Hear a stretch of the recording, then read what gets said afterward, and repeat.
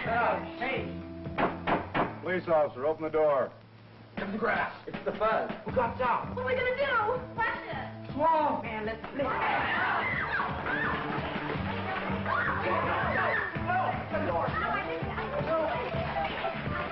Inside, everybody. Come on, get in.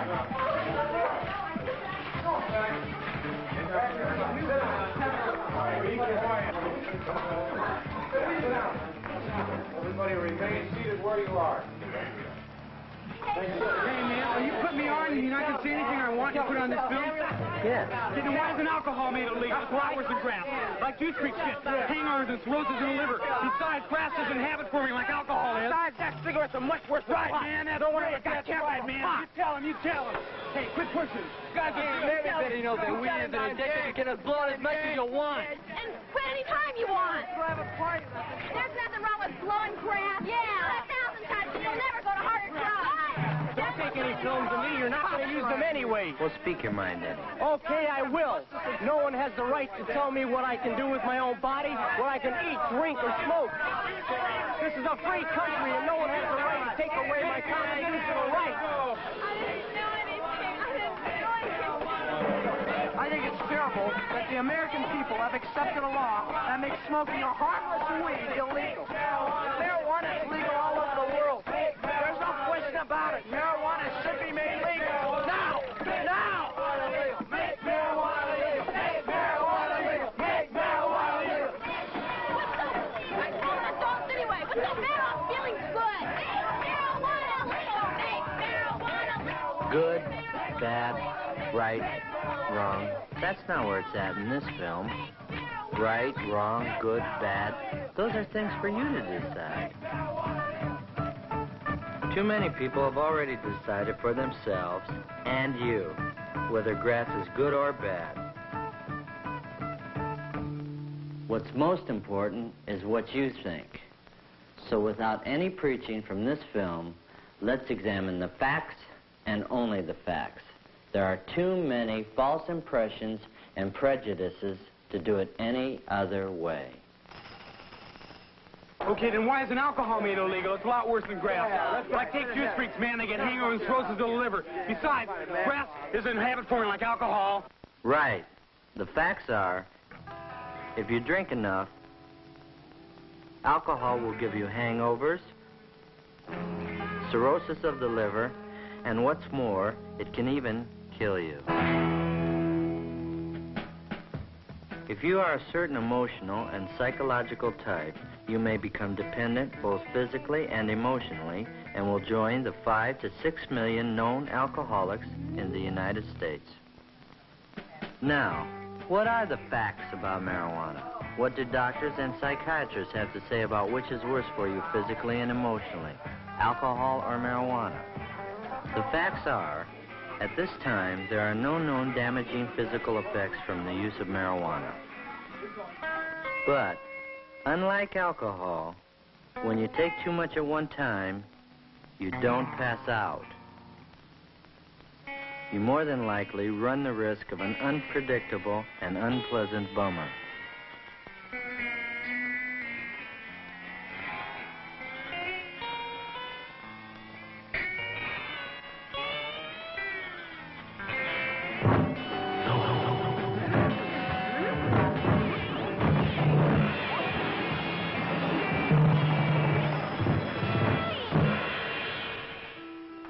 The occasional drink before dinner by adults, like the occasional use of marijuana, does not necessarily lead to an emotional dependency in the stable, mature personality. Sure, go ahead. Great olive, man. If you like that, I'm glad. Good olives. Well, that's smart. However, teenage is not a time of great maturity and stability for most teenagers. The pressures of school, parents, finding your own identity and self-confidence set you up for a drug dependency that could just as well be alcohol if you preferred that to grass.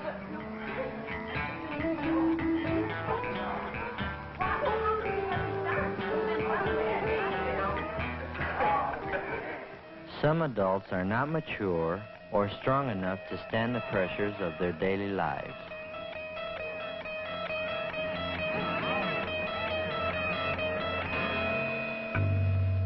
These adults can become just as emotionally dependent on marijuana as on alcohol, whichever is more socially acceptable and easier to get.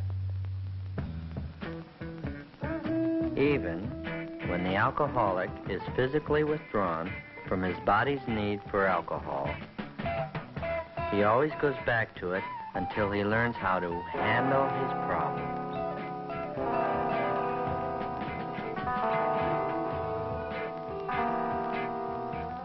Just as the alcohol drinker who finds himself needing a drink more and more frequently is the warning sign of his dependency, so it is with the pothead.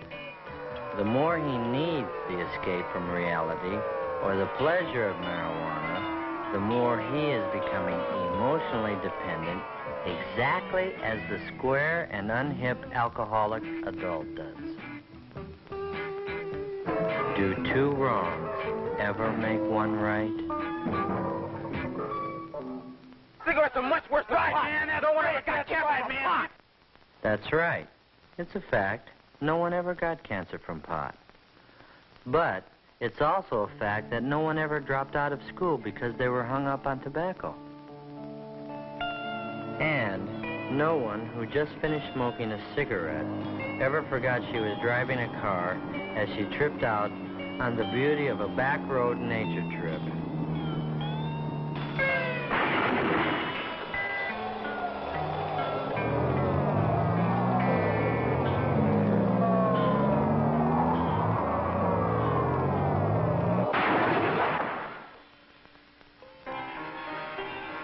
And no cigarette pusher ever tried to turn you onto hard drugs or the needle. Another basic difference is that you can smoke cigarettes and do other things. You wouldn't dare to do this on pot. Or this. Or this. And would you rather your pilot had just finished a joint, not a cigarette?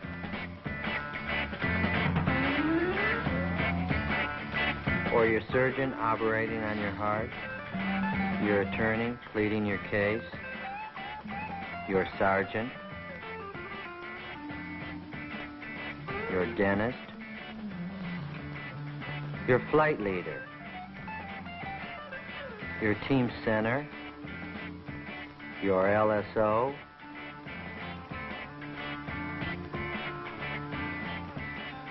Your school bus driver? Your country's astronauts?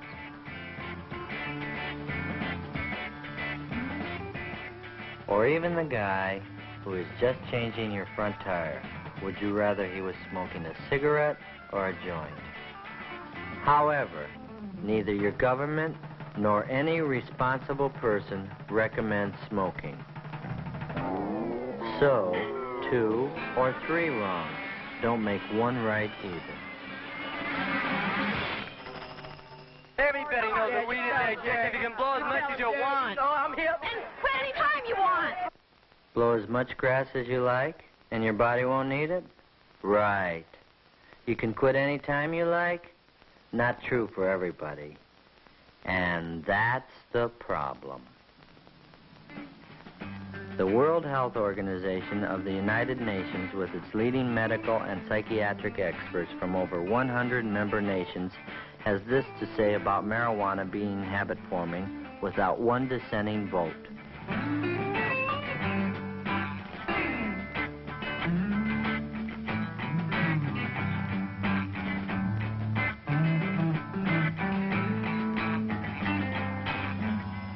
There's nothing wrong with blowing crap. Yeah. 1,000 times and you'll never go to harder drugs.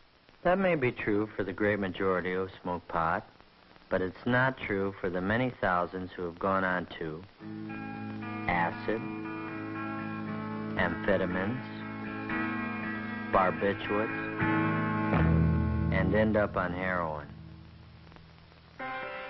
However, it is not a fact that practically everyone on grass turns into a flaky drug addict. That's just not true.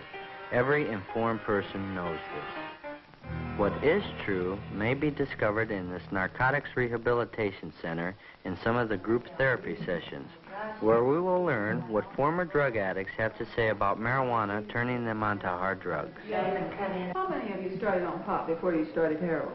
I did. I did too. I did too. I did. So did I. I did. I did. Me too. Me too. I did. I did. So did I. I did. That means all of you used marijuana then. Yeah. I was 11 when I first started using. I was about 19. I think it's kind of hard to deal marijuana because it's so bulky, you know, and you have to go through the trouble of chopping it up and cleaning it. I think it's much easier to deal heroin, you know, than marijuana. Really, because, you know, all that bulk and everything, it's much easier just to have a small bag of balloon that you can carry, and then you can cut that up and get a lot more money for it.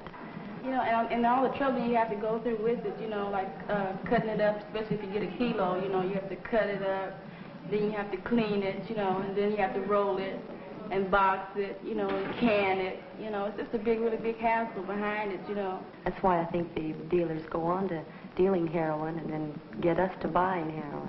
I think if you smoke marijuana or take pills or get loaded in any way at all, that you will be accepted into the dope world and eventually you will have contact with this environment.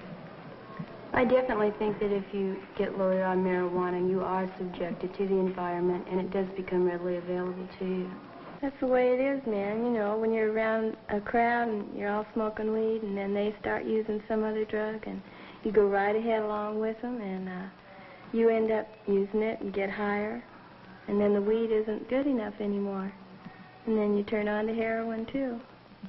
Most of you started smoking marijuana when you were introduced to narcotics? I did. I started smoking weed. Did, Not me. For me it was, but I wanted a different high, you know. And weed wasn't, it wasn't good enough, and I heard that heroin and stimulants, crystals, were a better high. And that's why I went to them, you know. Yeah, I'm the same way, man. I guess a lot of people started that way. Speaking for myself, I did. I started on weed and got burned out, and I needed something stronger, so I went to heroin. Well, I started smoking weed, you know, because I was running away from something which was myself. And out of all the, I've run through a lot of highs trying to run away from myself: heroin, LSD, methadone. I like marijuana. I just couldn't handle it myself. I was looking for something else. I myself think really the real reason I started smoking marijuana, man, because usually I was one of the younger dudes from my neighborhood. I wanted to be accepted. I was weak, scared, and from this it led to heroin, and it's just been an endless time of going to jail back and forth, man. I don't like it, and I hope nobody else will use this, not because of the fact that it's bad itself, but what it leads to, man. This is the way I feel.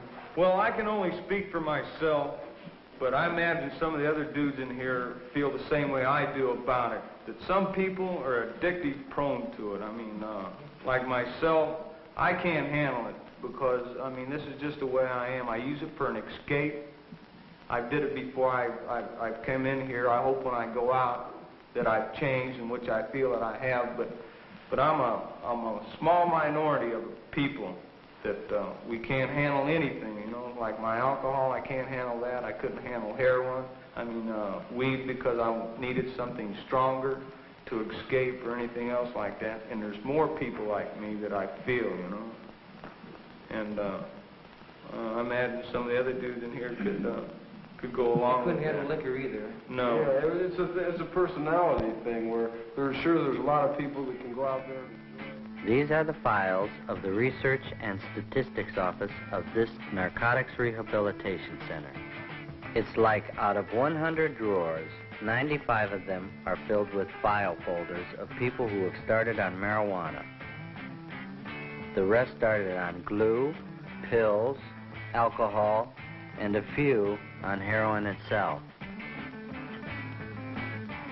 A more accurate percentage is 78% of the inmates started on marijuana. However, what the computer doesn't say is... There's certain kind of people that will avoid taking care of business and will turn to grass when they get hung up and forget about everything else they're supposed to do when they're behind grass.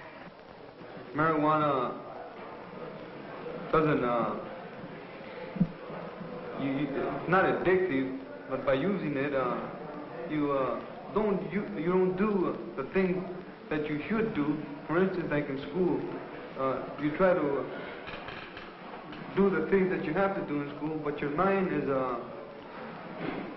it's not all there, you understand? Nobody can tell me what to do with my own body, what I can eat, drink, or smoke. This is a free country, and nobody has the right to take away my constitutional rights. That could be a fact if you were the only one affected by what you do. But the Constitution and the laws that came out of it were designed to protect the individual and the group from irresponsible individuals, which is why there are speeding laws,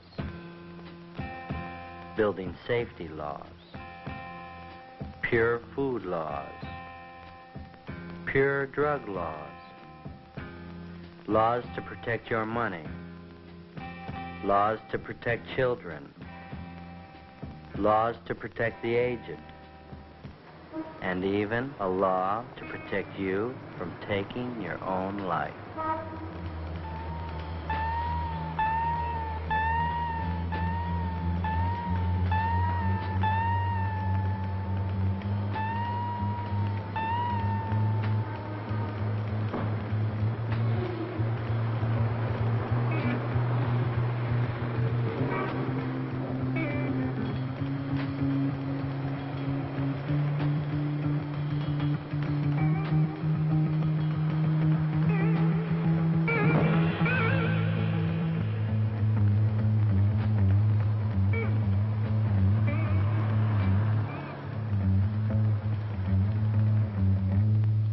Law after law after law, all of them hopefully designed by a democratic government to protect both the individual and the group. From aspirin to the latest vaccines, the manufacture and control of all drugs is government supervised.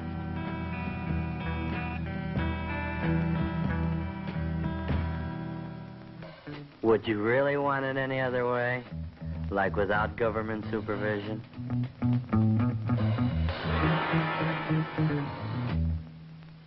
As a drug, marijuana comes under the supervision of the federal and state governments. It is the assigned work of the police to enforce the law. It is not something they dreamed up on their own. From the 10 Commandments to the Constitution, man has made laws to protect him from hurting himself in the common interest of the group called society. Doctors, psychiatrists, social scientists, chemists, biochemists, basically people who are not primarily concerned with the ethics or morality of the use of marijuana, have provided their expert knowledge to our legislators, which in turn has caused them to pass laws to make marijuana illegal, not as a matter of morality, but as a matter of health, mental health, period. I think it's terrible that the American people have accepted a law that makes smoking a harmless weed illegal. Marijuana is legal all over the world. There's no question about it. Marijuana should be made legal. Now! Now! Make marijuana legal! There's no question about it. Many young people agree with that. Let's examine the facts. First, marijuana is not legal all over the world. It isn't legal in Mexico, Egypt, India, Great Britain, China, Japan, or any of the major nations in the civilized world. Nigeria is one of the latest countries to make marijuana illegal. Here, the pusher is given the death penalty.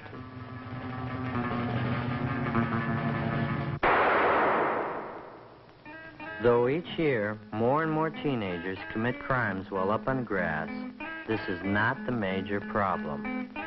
However, grass as a factor in crime must not be overlooked, especially in that percentage of unstable and aggressive types and those who wind up in trouble with the law because of something done while they are high on pot.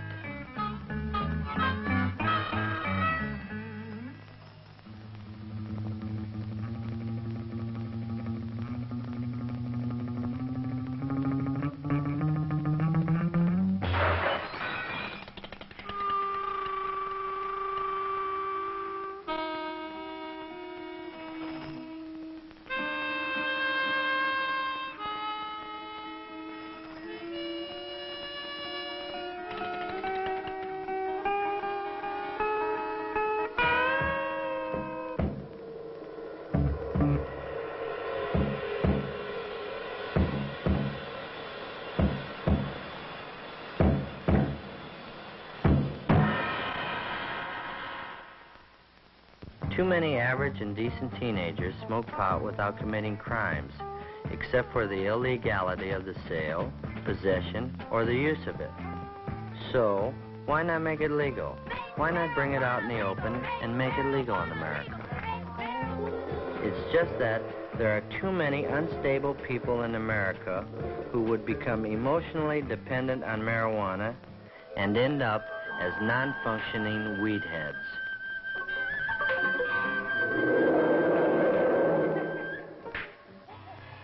Easy availability and the implied approval of society will, in the opinion of many medical authorities, create a drug dependency problem far more serious than that of the 5 to 6 million alcoholics today. If the acknowledged effect of marijuana is much greater than alcohol, it becomes easy to see why the emotionally unstable and immature may turn to marijuana in even greater numbers than to alcohol, and eventually go to more dangerous drugs in the form of LSD, pills, and heroin. Who, me? Who, me? Who, me? Who, me? It's possible. Who, me? And that's the problem. You can never tell who is so stable and so emotionally secure that they will not become dependent on marijuana or other drugs for pleasure and full-time escape. What's the hell? I'm feeling good. Nothing, baby. Nothing.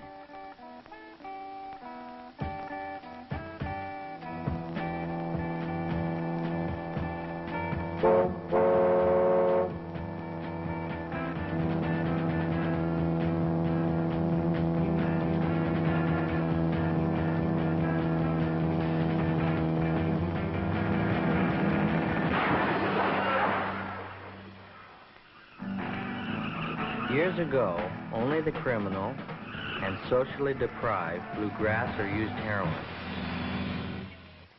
Today, the nicest people may be on grass. Why is that a fact? I took it on a dare. But only kids take dares. I dare ya! Come on! Jump! I dare ya! Jump! Come on, jump! I dare ya! Jump!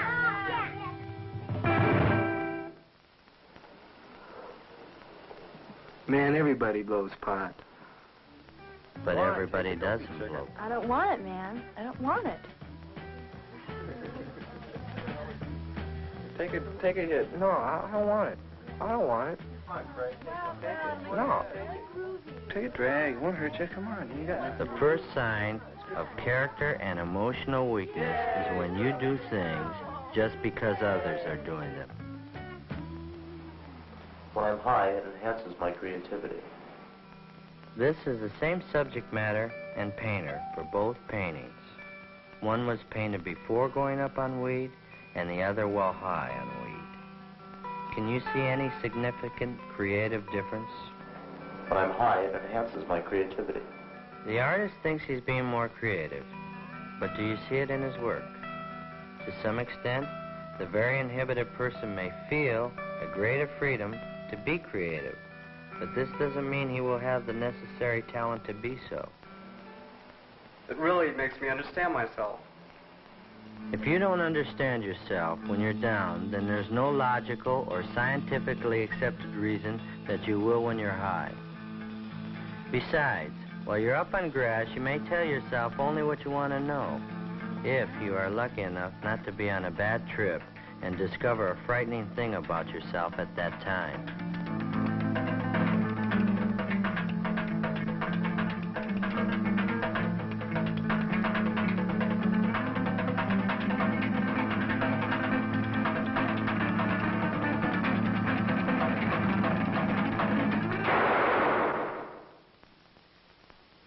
Let's face it, the reasons we've heard for blowing grass up to now are like an iceberg.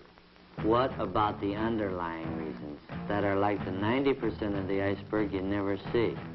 The reasons below the surface that makes teenagers get so hung up on marijuana in spite of what their parents say and in spite of the big risk of being busted. The world stinks. Adults keep making wars. Next war will probably kill everybody on Earth, including me. Parents are hypocrites. They tell us one thing, but then they do another. Why don't they practice what they preach? Why are adults so hung up with making money? That's all they think about. School's a real bummer. Dull teachers, dull subjects. I just can't wait to get out. Why can't we dress the way we want in school? Sure, we're old enough to be drafted, but we're not old enough to vote. Why are they always treating us like children? Adults never have time to listen to us. And when they do, they just don't think what we're saying. If adults like to make war so much, why don't they go and fight in them? I'm better educated than either of my parents, but they don't listen to me. How can I plan for the future with the draft waiting for me? Why don't you come back some other time when everything is all right with us? And in the meantime, I'll do what I want to do here, and you do what you want to do where you live. Dig? Why shouldn't I smoke grass? Why shouldn't I live now and have all the fun I can?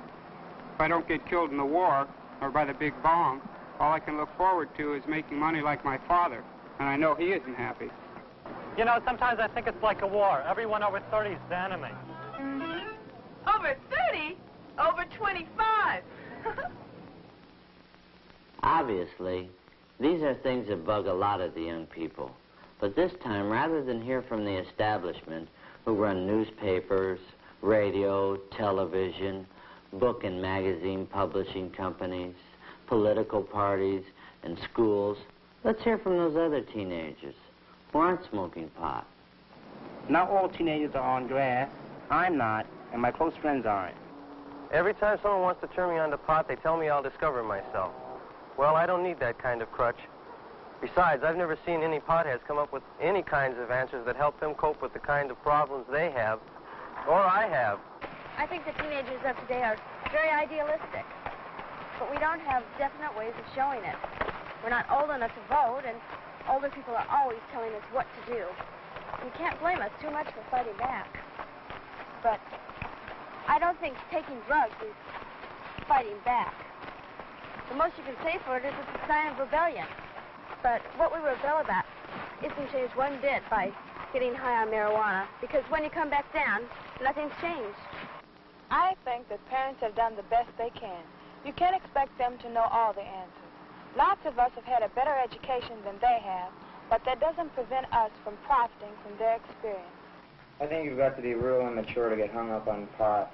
Mature people try to find solutions for their problems instead of trying to find new experiences. I say that teenage is the time to put up or shut up, not to gripe and go on a trip inside yourself, but to have guts like our parents have to have, to go out every day and deal with the things in the outside world that bug them too. Mike. I know my parents are too hung up on making money and putting on a show for the neighbors, but that doesn't mean I have to put down money completely, because maybe now I don't need much, but when I get married, I'm going to have to have money for my family too. I just don't have to be as materialistic about it, that's all. The world is changing, and some things are still too hard for our parents to understand. But blowing grass, and that's really a cop-out, and it won't help our parents understand a darn thing. School is like everything else. You only get out of it what you put into it. It's not a party. The way I look at it, I'm here to learn. Even if some of the subjects or the teachers aren't the greatest, I've got to make the best of it. I'm here for an education, and everything extra is just gravy. there really is a communication gap. But I think that if I have better education and better life than my parents, I should make the first move to make that gap become smaller and smaller. From what I've read and from what I've heard, there are millions of adults over 30 who don't like the establishment or going to war any more than we do. I honestly believe that adults are disappointed in us because it's always been expected of young people to try to change things, to make things better, or at least prepare to change things if we don't like them. Not to cop out on life through grass or other drugs.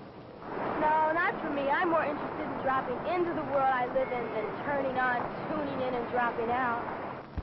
I don't like to criticize anybody, but I think that too many teenagers don't have too much purpose. It's like they don't have any goals. I don't mean that they should just be planning to make money and all that, but I think that trying to find something you'll enjoy doing for the rest of your life is the least you can do now, because everybody has to work, even girls before they get married, and even after they do. I think too many teenagers traded in their idealism for a stick of weed. When I see some teenagers acting superior to those of us who don't need drugs to feel good or understand ourselves, I get real bugged. Well, now, you've heard from both sides of the question. But what you do with your life is up to you. If you become a pothead, you risk blowing the most important time of your life, your teenage. That unrepeatable time for you to grow up and to prepare for being an adult that can handle problems and make something meaningful out of life.